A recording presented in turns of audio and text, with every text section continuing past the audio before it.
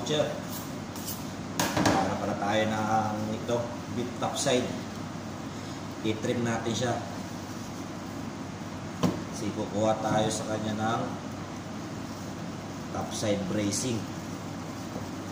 Tanggalin natin yung pinaka-top, ano niya, taba niya. Tingnan nyo lang mga butcher, paano ko to bakbakin yung ano niya, unang layer niya. Tanggalin natin yung mga kapal na taba. Oh. Kita nyo yung kapal ng taba. Yan o. Pero yung taba niya mga butcher, nahalo namin yan sa mga burger. Yan. Kita na yung unang layer natin yan. Babakbakin na natin yung unang layer.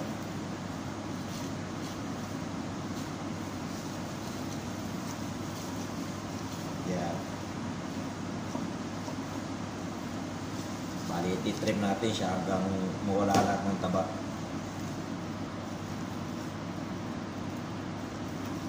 Yan mga kabutcher.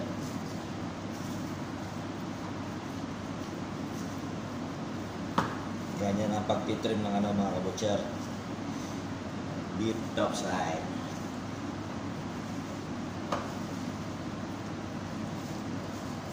Ganda.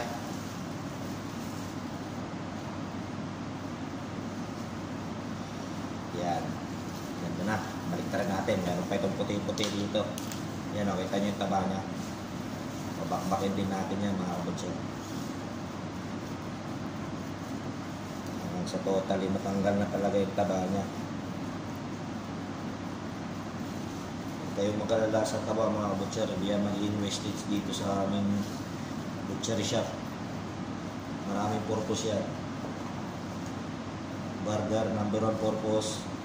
Sausage, halo namin yan.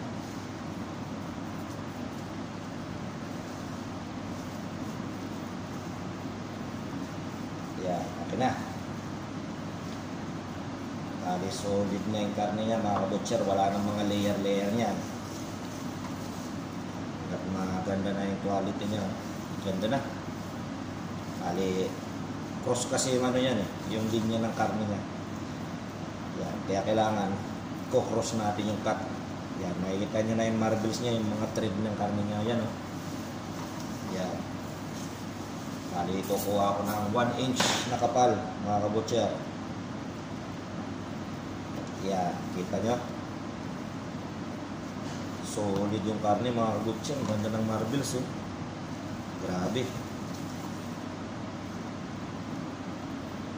Yan, yan ang order ng customer mga kabutcher. Yan.